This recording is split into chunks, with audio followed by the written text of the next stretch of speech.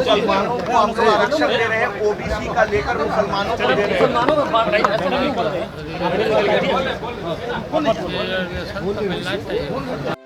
रोजगार की बातें खत्म, विकास की बातें हवा हो गई। अब मंडल कमंडल का शोर होगा, धर्म की बातें होगी, धर्म आधारित आरक्षण की बातें होगी। लालू यादव को सुनिए, देश में मुसलमानों के आरक्षण का समर्थन कर रहे हैं, कह रहे हैं मिलना चाहिए, क्यों न मिले, उनका भी हक बनता है। हक बनता होगा लालू जी, लेकिन धर्म और जात के नाम पर कब तक लोगों का हक बनता रहेगा?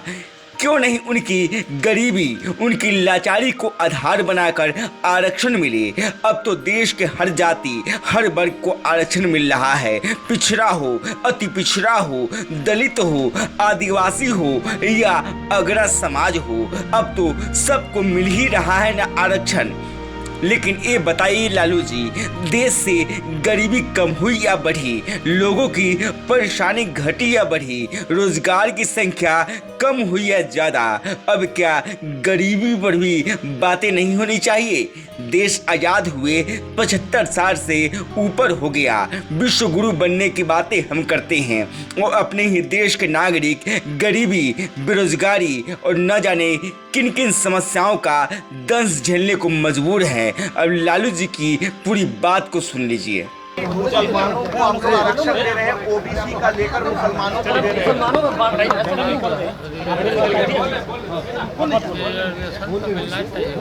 दरअसल बीजेपी का आरोप है कि कांग्रेस कर्नाटक में मुसलमानों को धर्म के आधार पर आरक्षण देने की कोशिश कर रही है, जबकि संविधान इसकी इजाजत नहीं देता है।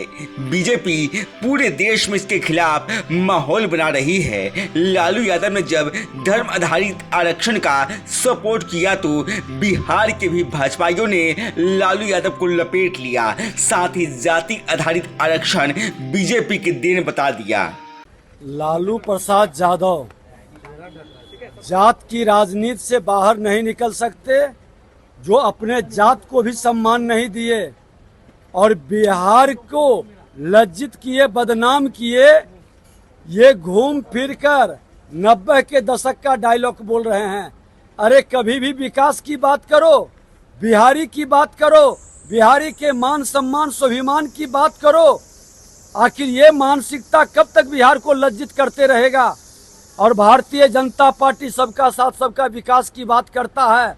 आज महिलाओं को 1/3 आरक्षण दे करके, आज एनडीए की सरकार थी तो 50% महिलाओं को बिहार के अंदर, आज भी सभी समाज का और देश के प्रधानमंत्री नरेंद्र मोदी जी ने कहा है कि कोई भी संविधान के निर्माताओं के बाबा भीमराव अंबेडकर के विपरीत अगर जो इधर उधर करेगा, मुसलमानों के वोट और तुष्टीकरण के लिए आरक्षण की बात करेगा, तो वो व्यक्ति को बिहार की जनता सबक सिखाएगी, राजद मुक्त बिहार बनेगा। कौन लालू जी, क्या थे वो? ये तो जानना चाहिए ना देश को। यही अच्छा सवाल लालू जी ने उठाया है। मंडल में लालू प्रसाद जी बिहार के मुख्यमंत्री थे। मंडल कमीशन भारत की सरकार ने लागू किया था, बीपी सिंह जी ने किया था। और लालू जी क्या थे? मुख्यमंत्री थे ना, इनको क्या अधिकार था? और बीपी सिंह जी को मात्र 146 सांसद का समर्थन प्राप्त था और कांग्रेस पार्टी 200 सांसद के साथ थी और विरोध कर रही थी। भाजपा के 85 सांसदों ने अटल जी और अडवाणी जी के नेतृत्व में समर्थन दिया, तब बिल पारित हुआ। तो लालू जी को ये कहना चाहिए कि हमको भी मुख्यमंत्री भाजपा ने बनाया, मंडल को भी लाने वाला भाजपा वाला। अक्सर धर्म और जाति आधारित बातों से परहेज करने वाले चिराग पासवान से जब पत्रकारों ने लालू यादव के बयान पर प्रतिक्रिया पूछी तो सुनिए उन्होंने क्या कहा। इतना भी अहंकार नहीं होना चाहिए किसी को। डॉक्टर बाबा साहेब भीमराव अंबेडकर जी का बनाया हुआ संविधान है, जिसमें ये प्रावधान है, जिसको सशक्त करने का काम हमारे प्रधानमंत्री जी ने किया। आज मंडल कमीशन को संवैधानिक दर्जा देने का काम हमारे प्रधानमंत्री जी ने किया। ऊंची जाति के जो गरीब वर्ग के लोग हैं उनको भी आरक्षण देने का काम हमारी मौजूदा एनडीए की सरकार ने किया। हमारी एनडीए की सरकार ने ना सिर्फ आरक्षण को और मजबूत करने का काम किया, बल्कि इस बात की गारंटी ये मोदी जी की, प्रधानमंत्री जी की भी गारंटी है। और पुनः जो लोग ये भ्रम फैलाते हैं ना, और जिन्होंने कहा कि हमने दिया आरक्षण, अगर आपने दिया तो काहे का फिर डर है कि आरक्षण समाप्त हो जाएगा? फिर तो डर नहीं होना चाहिए। क्यों 2015 का चुनाव लड़ रहे थे ये कह कहकर कि आरक्षण समाप्त हो जाएगा, आरक्षण समाप्त हो जाएगा? हकीकत है विपक्ष पूरी तरीके से मुद्दाहीन है और ये लोग बौखलाए हुए हैं। भाई 2 चरण का सर्वे इनके पास भी गया होगा ना। भारत में जाति और धर्म सबसे बड़ी सच्चाई है। धर्म और जातियों में असमानताएं यहाँ साफ दिखती है। जब देश आजाद हुआ तो जातियों को वर्गों में बांटने की कोशिश हुई। दलित की अनेक जातियों को मिलाकर दलित वर्ग बना और उन्हें संविधान में आरक्षण दिया गया। सोच थी कि इससे दलित वर्ग सशक्त होगा। दलित कितना सशक्त हुआ ये आप और हम सभी जानते हैं। बाद में दलितों का आरक्षण वोट बैंक का मुद्दा बन गया। नेता दलितों के आरक्षण को मुद्दा बनाकर वोट मांगने लगे। बाद में नेताओं ने सोचा कि देश की सबसे बड़ी आबादी तो पिछड़ा वर्ग है, उन्हें अगर आरक्षण दे दिया जाता है तो उनका वोट आसानी से मिल सकता है। ऐसे में 90 के दशक में पिछड़ों को मंडल कमीशन के माध्यम से आरक्षण दिया गया। इस तरह देश में दलित, आदिवासी और पिछड़ों को आरक्षण मिल गया। पिछड़ों को आरक्षण मिलने के बाद जनरल कास्ट आरक्षण का पुरजोर विरोध करने लगे। 2019 के पहले 5 राज्यों में विधानसभा चुनाव हो रहे थे।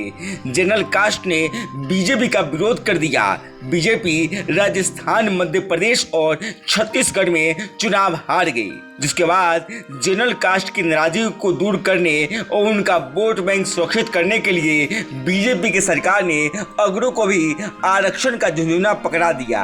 यानी आज देश की हर जाति को आरक्षण का लाभ मिल रहा है, जबकि मूल संविधान में सिर्फ सामाजिक भेदभाव के आधार पर आरक्षण का जिक्र था।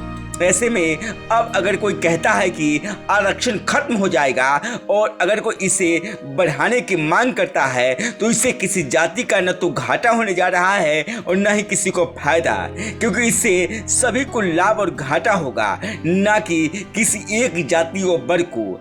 एक और सच्चाई ये है कि आरक्षण खत्म करने की हिम्मत आज की तारीख में किसी पार्टी में नहीं है, क्योंकि आरक्षण खत्म करने का मतलब होगा हर जाति से अपना वोट बैंक खत्म करना, क्योंकि हर जाति के लोग आज आरक्षण को ही विकास का मानक समझने लगे हैं। उन्हें लगता है कि आरक्षण है तभी वो है, तभी उनकी जाति है और तभी उनका अस्तित्व है।